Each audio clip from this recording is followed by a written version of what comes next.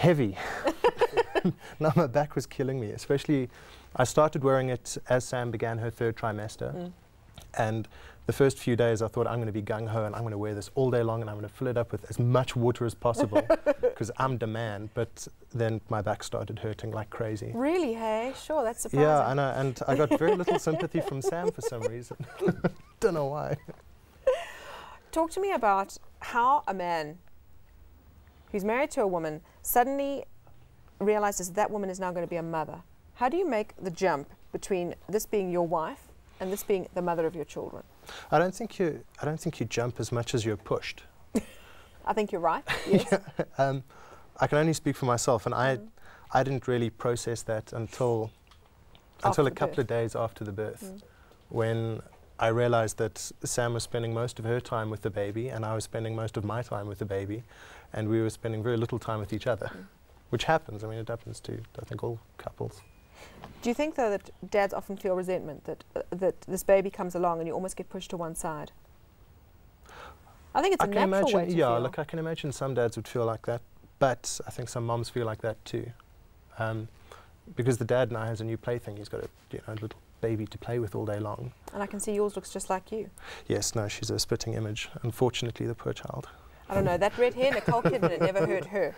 Michael, how does mum, or rather, how does dad get past that fact that his wife, that this woman of desire, is now somebody's mother? Well, I think it's very much about taking on board, number one, that the child who has now been produced is going to preoccupy the mother. The father will therefore be put aside somewhat. The father might also have feelings of resentment, which I think is very natural. But the father's got a very, very important role to play in those early months around, number one, not just containing the mother, but also containing the baby. If the mother's left unsupported, if I look at Wesley's example, that was a fantastic example. Wasn't it gorgeous? A man who dotes, a man who even massages his wife's feet. I did that occasionally, but I don't think not like that. Not to the No, same I don't extent. think anyone does it. He like was Wesley. really a doting father. But sometimes the man can certainly feel displaced. But I think the man must learn to not take it too personally. Don't over-personalize it. Realize that his role in containing the mother and later getting separation, attachment issues a few months later down the line, those things are very important for the health of the mother, the baby, and the father. Let's go back into pregnancy. Yeah. And talk to me about sex in pregnancy, because it's not just two of you in the room anymore. No, it's you're quite right. And how does one react to that? Yes. Are you, Mark alluded to the difficulty in, are you able to actually find time and space for your own relationship? And I think any professional advice would be you have to nurture your relationship as best you can. So if it means that your child is sleeping from, say, 9 until 12 at night, you use those 3 hours to either talk, to become affectionate, to become intimate. Use those times. There have to be structured times, I think, so that you can nurture your own relationship. Structured spontaneity. Yeah, if you want to put it like that. Daniel, an SMS for you. My girlfriend's 5 months pregnant. I want to be in the delivery room when she goes into labour, but I'm afraid I will faint. What can I do to prevent this? From Andrew. No, he's not going to faint. He's not going to faint. Has no man ever fainted in your delivery room before? No. Never? Some passed out in the cesarean section. Okay. He will never faint. Because in the delivery room, the best thing is to make the father do something. Either pick up the mother's head, rub the bag. Always keep that father doing something. If you let her go around and ignore him a little bit, that's when maybe he can stand for a long time, can faint, can do what. Always make it. I go to an extent of making the father be the one who cuts the umbilical cord. I tell her that which is joined by men must be separated by men. And he cuts them, and that gives them a lot of pride afterwards. And immediately when the baby is cleaned and dry, give to the father. You'll see how proud the father is, like on top of the world with that baby while the mother is there. But I think if he faints, if you don't involve him, if you involve him, it's fine. Mark, you've had 2 children. The one is My the wife spitting has, image of. I haven't had any. Well, no, you sort of carried the second. Okay. How was the first birth different from the second? The first birth was, I suppose, scarier because you don't know what to expect. You can watch as many videos beforehand as you like. Nothing will prepare you for. Sam had a cesarean section, and nothing can prepare you for some doctor slitting her tummy open and pulling a baby out. That's, yeah. No, well, I mean, my husband Doesn't was happen totally every Saturday. fascinated by that. Yeah. He looked at me and said, "Baby, they got you open like a rugby ball," and then stopped holding my hand and watched the entire operation, which I actually found more offensive than if he'd fallen on the floor. But now the second time around, did she have a cesarean? Again, it was a cesarean. And did you just stand further back this time? Standed closer because I kind of knew what to expect. Okay. The most frightening thing for me was what the baby looked like when it came out. Because although newborn babies are absolutely beautiful, anybody will tell you they're covered with all sorts of amazing things when they come out of blood and mommy's glue. tummy. Yeah. Yeah. Nobody ever told me about that. And the cottage cheese, the vernix and all of that, nobody tells you about that. Were you terrified? No, I just kind of hoped that baby would at least wash itself before it came out, you know.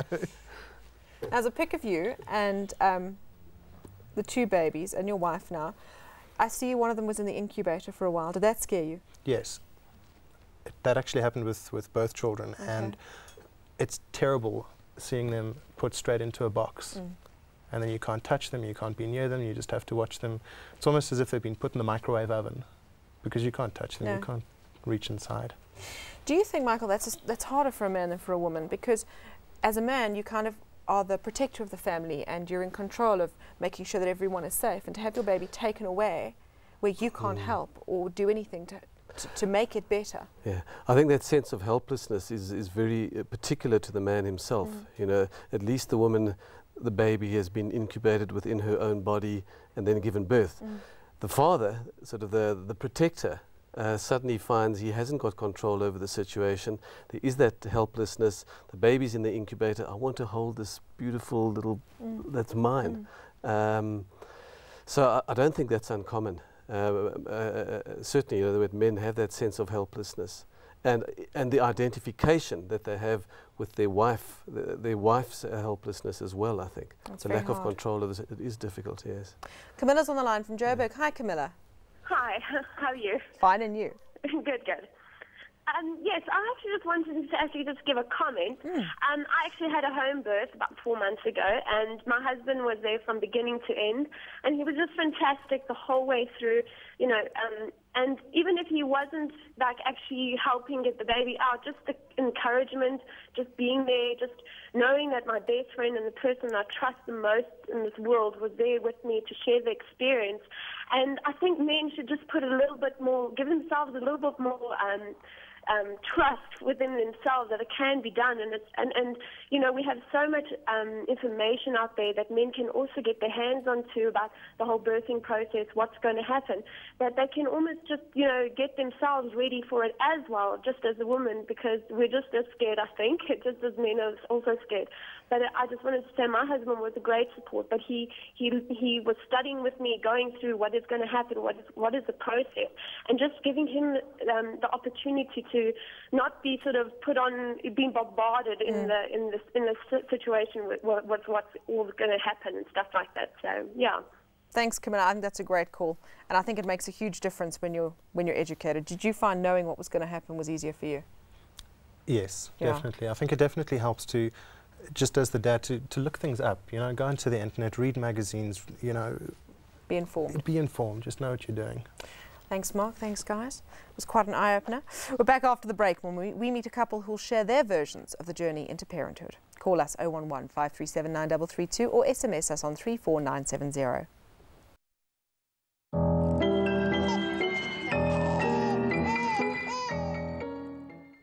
Today we're talking about pregnancy and birth from the male perspective in Dads in Labour. As a mum-to-be, good planning for the birth helps you feel more in control and comfortable about the impending arrival of your little one. And if your partner's involved in these preparations, then the whole process is more likely to become a better experience for him too. We have in studio antenatal class instructor Corinne van Zyl and parents to 5.5-month-old Brooke, Lloyd and Ziggy Kieser. Hi. Hi. Talk to me about the pregnancy with Brooke. What was Dad like? Dad was awesome. Really? Luckily, I had a very easy pregnancy, but Dad was always there to spoil me, make sure I was okay, very concerned the whole way through about me and the baby. Insisted on going to every doctor's visit, every scan, every antenatal class, and really learnt as much as he could, and was just so involved and so supportive. It was really amazing. How did you feel during Ziggy's pregnancy, Lloyd? I think at first, obviously ecstatic at the fact that she'd fallen pregnant. We'd fallen pregnant very quickly after deciding to start our family, so it was very exciting. The pregnancy itself was very easy. Ziggy is very healthy, very fit, so we had absolutely no problems. As we got towards the end of the pregnancy, I think I started getting a little bit nervous about the fact that I was now going to become a father and a provider to a family, and that scared me. But yeah, and also just wanting to find out what the sex of our child was. We took a decision at the beginning not to know what the sex was. So oh, really? It was amazing to have found out what it was once it had popped out. Yeah, that was brilliant. And you were never tempted to find out at any point? Yeah, I was tempted, but oh, really? We took the decision together. We were going to wait, and we sat out. I waited this long. I might as well wait another 9 months. It wasn't going to make any difference. Tell me about labour and birth.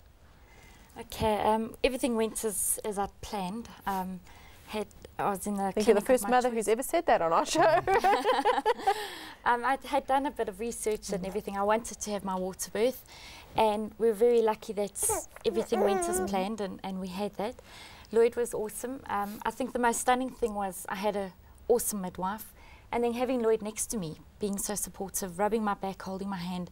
And I knew at the end of the day he couldn't physically do anything to help me, but just having him there was so amazing, and knowing he wanted to be there, he wanted to deliver her, he wanted to cut the cord, and just made it so much more special all the way through. Lloyd, you were scared though.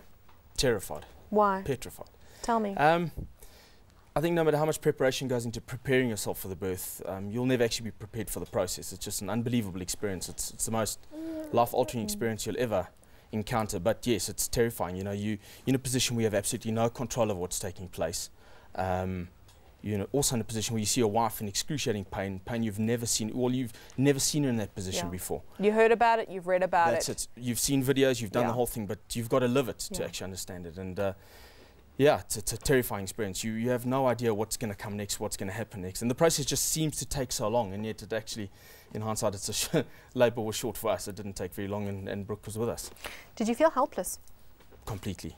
Really? You're an innocent bystander. You're merely there to set up the room, get the candles right, the music, get my camera in place, and then just try and be support. That's all you can be. And follow the instructions of our midwife, who was absolutely phenomenal. Sue was brilliant. Did Ziggy freak out during the birth? Was she in a lot of pain? Was she screaming? Was she shouting? Yeah, she was in a lot of pain. We spoke about it afterwards, and she said she actually underestimated the pain that she actually thought she would go through, and yet she was controlled. You know, while it was just her and I in the room, I think control was certainly not the order of the day. But once Sue had arrived, she took control of the situation, told us what to do, what not to do, prepared the water, got her in the water, helped her through with the breathing, through labour, through the contractions, and then she was fine. You know? Is there anything anyone could have told you ahead of Brooke's arrival that would have prepared you better? Or do you think it just had to be your experience? It just has to be your experience. Really? My wife was prepared.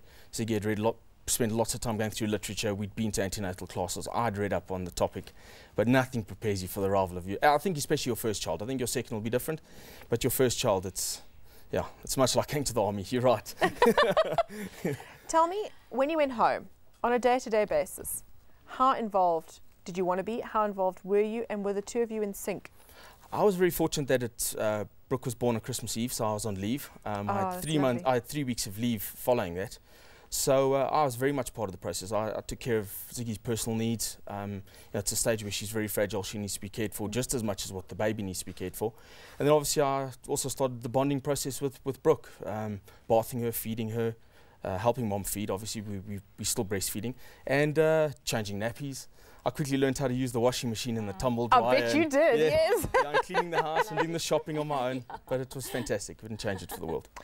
Karen, what are some of the things that fathers aren't prepared for when it comes to pregnancy, labour and birth? I think the moodiness gets to them the most, and the roller coaster ride, because sometimes mommy feels on top of the world, and 10 minutes later, she feels horrible and she starts snapping at you, and it's all because of the hormones and all those sorts of things. But I think in the antenatal classes, that is what gets to Dad the most, is the unpredictability of the moods and not knowing exactly how to respond to that. And the advice that I always give them is just follow her lead. You know, don't try and be Mr. Fix-It-All and try and fix her mood and everything. Just try and go with the flow and try and see what she needs and anticipate that and go with it. Well, it's like I always say, take it like a man and cower behind the sofa until it's over. So right, yeah.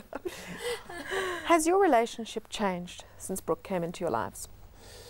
To a large extent. Obviously your focus shifts. You're now a family instantaneously, and you need to care for this little individual that needs lots of nurturing and lots of care at the beginning of its life. So yes, it puts a strain on your relationship.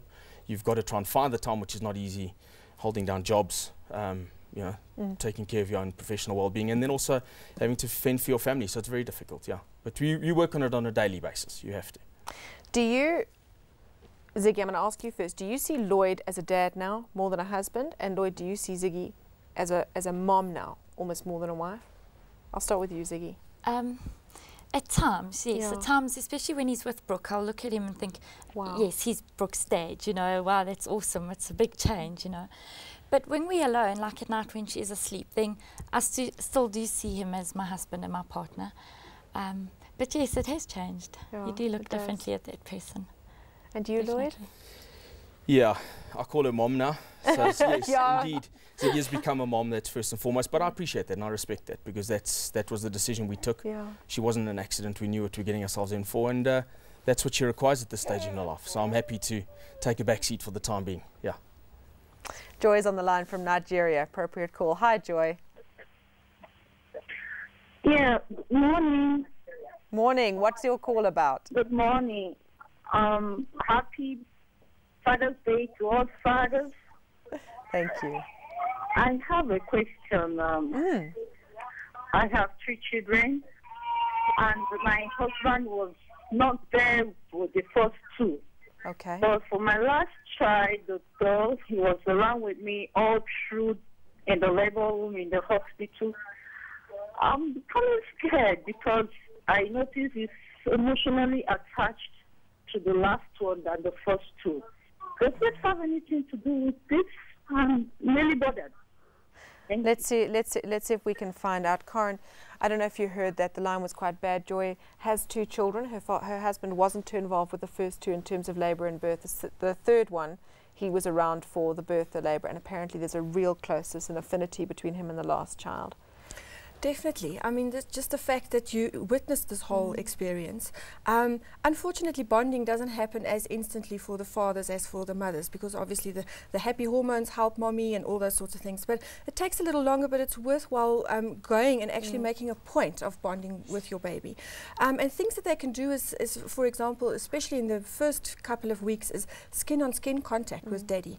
And it's just so amazing how that teaches them a lot about tactile, different tactile, and how dad handles him.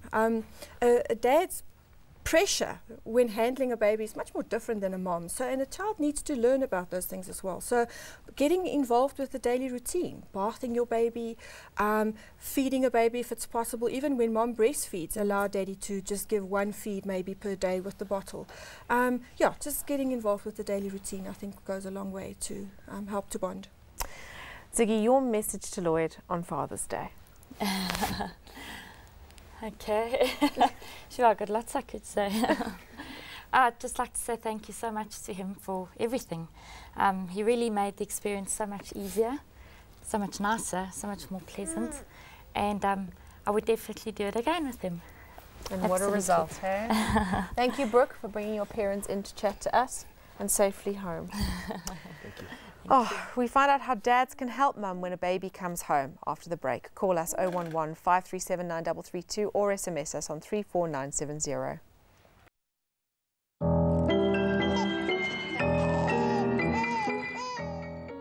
Today we've been getting the lowdown on a man's journey into parenthood.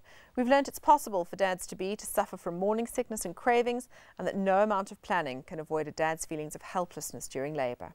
But most importantly, as mums, we've started to understand how our partners experience this life-altering, awesome thing called birth. So let's recap now with our in-studio guests, infant expert and antenatal class instructor Karen van Zyl, gynecologist and obstetrician Daniel Mahpa, and clinical psychologist Michael Sisserson. And we've got some SMSs here from panicked mums about panicked dads. First SMS, I'm having an elective Caesar tomorrow. My husband's been great throughout the pregnancy, but once a theatre was booked, he's changed. He is now moody. Please give me some advice. Michael, why do you think Dad might have freaked out? I think the reality is hitting home. It's suddenly there's a deadline, we're going to meet at a certain time, and we've got to go ahead with the procedure. What I would certainly say to the father is acknowledge your fear, go with it, but go with your wife. She needs your support at the moment. Be there and try and ride it through. Don't let your own anxiety get in the way of her fears. Try and just be there, acknowledge that you're afraid. It's not abnormal, but be there while you can. Also, Dad, you don't have to look. They can put you behind a screen. I'm 37 weeks pregnant. My husband does not want to have sex. He says he's afraid he'll hurt the baby, and I crave him. What can I do or say to him? That's from Tanya. Daniel, what do you say to dads who ask you about that? I think sex in pregnancy, if there's no contraindication, can be done at any time in the stage of pregnancy. But if the father's affection to the unborn baby is more than the desire for sex, it'll give the mother a little bit of anxiety. But I would say that father probably, he doesn't want to make love to that mother because the mother is unattractive. It's just a balancing of love, that the father loves the unborn baby so much that he doesn't want to hurt her. I would talk to this woman, bear with your husband. That's the chance that is it. We've got a nice bundle of fruits coming. We don't want to spoil it by trying to make another one. Karen, just to recap, what are the common fears that you see in antenatal classes coming from dads? I think first of all is the whole unknown factor, not knowing what to expect. Through the antenatal classes, obviously we do a lot to help them with that. And then I think I'm feeling a bit out of place in the whole delivery process, not knowing where to stand, not knowing